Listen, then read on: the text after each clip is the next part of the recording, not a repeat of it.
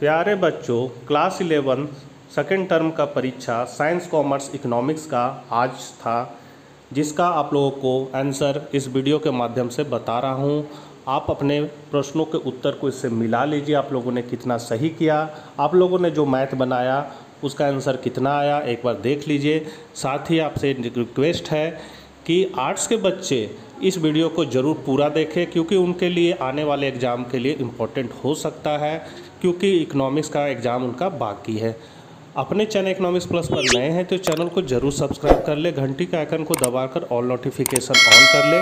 साथ ही अर्थशास्त्र के बच्चों तक यह वीडियो जरूर शेयर करें। तो चलिए हम लोग आज कुछ नया सीखते हैं।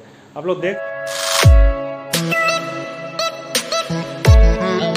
सकते हैं साइंस कॉमर्स से यहाँ लिखा हुआ क्लास 11 सेकेंड टर्म 24/6/22 को एग्ज़ाम हुआ था।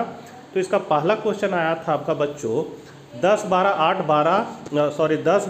11, 12, 9, 8 तथा 5 का समांतर माध्य ज्ञात कीजिए। तो क्या करना है, सबको जोड़ देना है। और ये पदों की संख्या कितनी है तो गिन लीजिए इसको, 1, 2, 3, 4, 5, 6, 7, 8। तो सबको जोड़ दिए 75 आया। n हो गया आपका 8। माध्य का फॉर्मूला होता है x बार बराबर सिग्मा x बटा n। तो टोटल जोड़ है 75, तो सिग्मा x कितना है 75 बैठा दिए। n हो गया पदों की संख्या 8 बैठा दिए, 8 से 75 को भागा दे दिए, 9.375 आपका समांतर माध्य ज्ञात हो गया। दूसरा क्वेश्चन है माध्य विचलन को परिभाषित कीजिए। तो किसी श्रृंखला के किसी माध्य के निकाले गए विचलनों के जोड़ के समांतर माध्य को माध्य विचलन कहा जाता है। तीसरा क्वेश्चन है भारित कीमत सूचकांक क्या है। तो भारित मूल्य अनुपात विधि में भार निर्धारण हेतु आधार वर्ष के कुल व्यय का अनुपात अथवा प्रतिशत व्यय को आधार मानकर सूचकांक ज्ञात किया जाता है।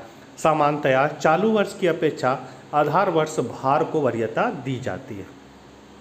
अगला है मनरेगा अधिनियम कब लागू हुआ। तो बच्चों कल का जो वीडियो हम बनाए थे उसमें हम बोले थे मनरेगा से आपका क्वेश्चन रहेगा, और देखिए क्वेश्चन आ गया, वो भी एक एक नहीं 2 क्वेश्चन इस मनरेगा से आया है। तो ये क्वेश्चन चौथा नंबर है, मनरेगा अधिनियम कब लागू हुआ था। तो ये लागू हुआ था 23 अगस्त 2005 को मनरेगा पारित किया गया था। पांचवा क्वेश्चन है किस प्रकार की जनसंख्या को पूंजी कहा जाता है। तो मानव संसाधन वह अवधारणा है जो जनसंख्या को अर्थव्यवस्था पर दायित्व से अधिक परिसंपत्ति के रूप में देखती है।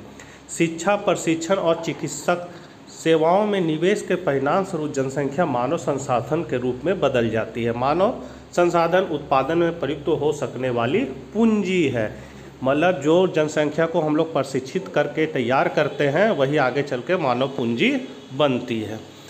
छठा है सांसद आदर्श ग्राम योजना की शुरुआत कब हुई। तो 11 अक्टूबर 2014 को लोक नायक जयप्रकाश नारायण के जन्म दिवस की वर्षगांठ के अवसर पर सांसद आदर्श ग्राम योजना की शुरुआत की गई थी। चीन में एक संतान की नीति कब लागू की गई थी। तो 1979 में। अब है खंड ख से लघु तरीय पद। तो निम्नलिखित आंकड़ा में किसी गांव में खेतिहर परिवारों की जोतों को दर्शाया गया है। खेतिहर परिवारों की औसत जोतों का परिकलन कीजिए। तो यहाँ पर औसत जोत निकालने बोल रहा है बच्चों। तो जोत का आकार को हम x मान लेंगे, और ये खेतिहर परिवारों की संख्या क्या है बारंबारता है, तो इसको f मान लिए। तो यहाँ लिख दिए 30, 40, 50 और 60, 70, 80 जो यहाँ आपका दिया हुआ 80 तक, और f में ये सब नंबर को लिख लेंगे।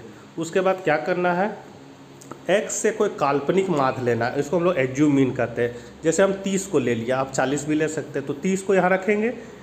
अब क्या होगा, ये dx लिख लेगा। dx कैसे लिख लेगा, तो 30 में इस 30 को घटा देंगे तो लिख लेगा 0, 40 में 30 को घटा देंगे तो 10, 50 में 30 को घटा देंगे तो 20। इस तरह घटा के हम लोग dx निकालेंगे, dx निकल जाएगा।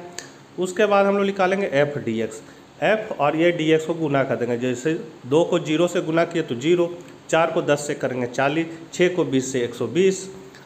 उसी तरह गुना करेंगे तो f dx निकल जाएगा। सब को जोड़ देंगे f dx तो 440 आ जाएगा। सिग्मा f मेरा 20 आ जाएगा। इसके बाद माध्य का फॉर्मूला होगा, काहे कि यहाँ पर क्या बोल रहा है आपको, औसत जोतों, औसत मतलब एवरेज माध्य ज्ञात करना आपको।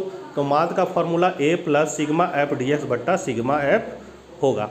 इसमें बैठा देंगे a का मान हम 30 माने थे, यहाँ देखिए 30 लिए थे, a काल्पनिक माध्य 30, तो 30 बैठा दिए। सिग्मा f dx कितना आया 440 बैठा दिए।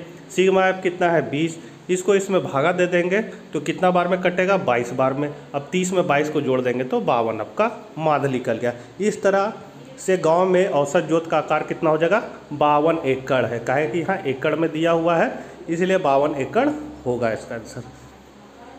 अगला क्वेश्चन है लॉरेंज वक्र का प्रयोग कब किया जा सकता है। ये आपका मॉडल क्वेश्चन में था बच्चों लॉरेंज वक्र।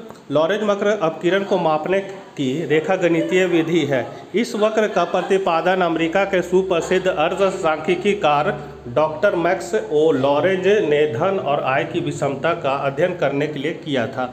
उनके नाम पर ही इसे लॉरेंज वक्र कहा जाता है। आजकल इस वक्र का प्रयोग आय, धन, मजदूरी, गरीबी, लाभ, पूंजी तथा उत्पादन आदि के वितरण का अध्ययन करने में किया जाता है। 10वां है ऋणात्मक सहसंबंध की संकल्पना को उदाहरण सहित स्पष्ट कीजिए। तो जब किसी वस्तु, समूह अथवा घटना के किसी एक चर के मान में वृद्धि होने से दूसरे साहचर्य चर के मान में कमी आती है अथवा उसके मान में कमी होने से दूसरे साहचर्य के मान में वृद्धि होती है तो इन दोनों चरों के बीच पाए जाने वाले प्रतिकूल संबंध को ऋणात्मक सहसंबंध कहते हैं। जैसे मूल्य बढ़ गया तो मांग घट जाएगा, मूल्य घट गया तो मांग बढ़ जाएगा और मूल्य बढ़ गया तो मांग घट जाएगा। तो एक बढ़ रहा है तो दूसरा घट रहा है तो इसको हम लोग ऋणात्मक सहसंबंध कहेंगे। उदाहरणार्थ किसी गैस का समान तापक्रम पर दबाव बढ़ने से उसका आयतन कम होता है अथवा दाब कम होने से उसका आयतन बढ़ता है। गैस के दो चरों दाब और आयतन के बीच ऋणात्मक सहसंबंध है। या फिर आप मांग और मूल्य के संबंध को भी ले सकते हैं। सूचकांक किसे कहते हैं। मात्रा सूचकांक कीमत सूचकांक से किस प्रकार भिन्न है।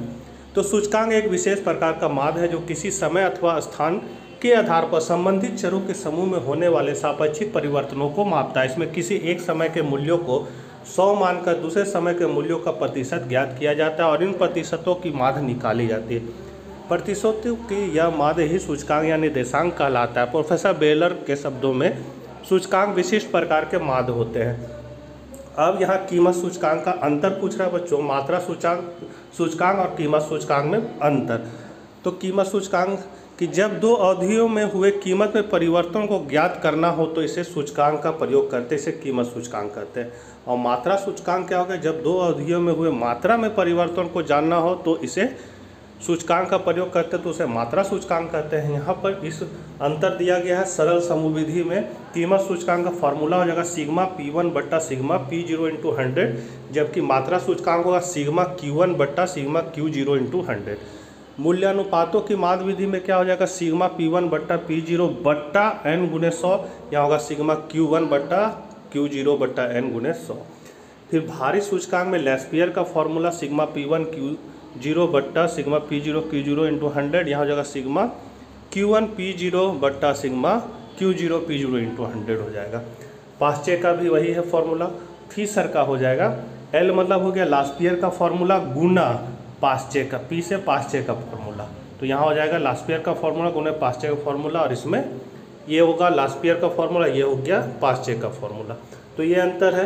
कहने मतलब है कि सभी विधियों में P और Q को अंतर परिवर्तन करके कीमत सूचकांक को मात्रा सूचकांक में बदला जा सकता है। 12वां नंबर क्वेश्चन है महात्मा गांधी राष्ट्रीय ग्रामीण रोजगार गारंटी अधिनियम 2005 पर एक संक्षिप्त टिप्पणी लिखिए। देखिए ये हम बोले थे इंपॉर्टेंट है बच्चों, 2 बार क्वेश्चन आ गया मनरेगा से। तो ये है राष्ट्रीय ग्रामीण रोजगार गारंटी अधिनियम 2005, मतलब 2 अक्टूबर 2009 को राष्ट्रीय ग्रामीण रोजगार गारंटी अधिनियम 2005 में नरेगा से मनरेगा में अधिनियम के नामकरण को बदलने के लिए एक संशोधन किया गया था। एक भारतीय श्रम कानून और सामाजिक सुरक्षा उपाय जिसका उद्देश्य कार्य करने का अधिकार है। इसका लक्ष्य ग्रामीण क्षेत्रों में रोजगार की सुरक्षा को बढ़ाने के लिए एक वित्तीय वर्ष में कम से कम 100 दिनों की रोजगार प्रदान करने के लिए हर परिवार के लिए जिनके वयस्क सदस्य अकुशल मैनुअल काम करते हैं। अधिनियम पहली बार वीपी नरसिम्हा राव द्वारा 1991 में प्रस्तावित किया गया था। नरसिम्हा राव ने 2006 में इसे संसद में अंत में स्वीकार किया गया और भारत में 625 जिलों में कार्यान्वित किया गया। इस पायलट अनुभव के आधार पर NIEGS को 1 अप्रैल 2008 से भारत के सभी जिलों में शामिल करने के लिए तैयार किया गया था। इस कानून को सरकार द्वारा दुनिया का सबसे बड़ा और सबसे महत्वाकांक्षी सामाजिक सुरक्षा और सार्वजनिक कार्य कार्यक्रम कहा जाता है। विकास रिपोर्ट 2014 विश्व बैंक ने इसे ग्रामीण विकास का तार्किक उदाहरण कहा है। मनरेगा को एक वित्तीय वर्ष में कम से कम 100 दिनों की गारंटी कृत मजदूरी रोजगार प्रदान करके ग्रामीण क्षेत्रों में आजीविका सुरक्षा को बढ़ाने के उद्देश्य से शुरू किया गया था। जिसके लिए प्रत्येक परिवार के वयस्क सदस्यों को अकुशल मैनुअल काम करने के लिए स्वयंसेवक किया गया है। मनरेगा का एक और उद्देश्य है टिकाऊ संपत्तियाँ जैसे सड़कों, नहरों, तालाबों, कुओं का निर्माण करें। आवेदक के निवास के 5 किलोमीटर के भीतर रोजगार उपलब्ध कराया जाना है और न्यूनतम मजदूरी का भुगतान करना। यदि आवेदन करने के 15 दिनों के भीतर काम नहीं किया गया हो तो आवेदक बेरोजगारी भत्ता के हकदार है। इस प्रकार मनरेगा के तहत रोजगार एक कानूनी अधिकार है। मनरेगा को मुख्य रूप से ग्राम पंचायत जीपी द्वारा लागू किया जाता है। ठेकेदारों की भागीदारी प्रतिबंधित है। जल संचयन, सूखा राहत और बाढ़ नियंत्रण के लिए आधारभूत संरचना बनाने जैसे श्रम गहन कार्यों को प्राथमिकता दी जाती है। आर्थिक सुरक्षा प्रदान करने और ग्रामीण संपत्तियों को बनाने के अलावा नरेगा पर्यावरण की रक्षा, ग्रामीण महिलाओं को सशक्त बनाना, ग्रामीण शहरी प्रवास को कम करने और सामाजिक इक्विटी को बढ़ावा देने में मदद करता है। 13 नंबर क्वेश्चन है टीकाकरण और सामाजिक आयुर्विज्ञान में क्या अंतर है। तो टीकाकरण किसी बीमारी के विरुद्ध प्रतिरोधक क्षमता विकसित करने के लिए जो दवा खिलाए या पिलाए या किसी अन्य रूप में दी जाती है उसे टीका कहते हैं तथा यह क्रिया टीकाकरण कहलाती है। जबकि सामाजिक आयुर्विज्ञान क्या है, तो इस बात का अध्ययन करना कि सामाजिक एवं आर्थिक स्थितियां स्वास्थ्य, रोग एवं चिकित्सा को किस प्रकार प्रभावित करती है, उस प्रकार की स्थिति पैदा करना जिससे अधिक स्वस्थ समाज का निर्माण किया जा सके। उसके बाद कुटुम्बश्री कार्यक्रम से आप क्या समझते हैं। तो कुटुम्बश्री केरल सरकार की ओर से शुरू की गई एक पहल है। यह संस्था गरीबों और महिलाओं के सशक्तिकरण के लिए काम करते हैं।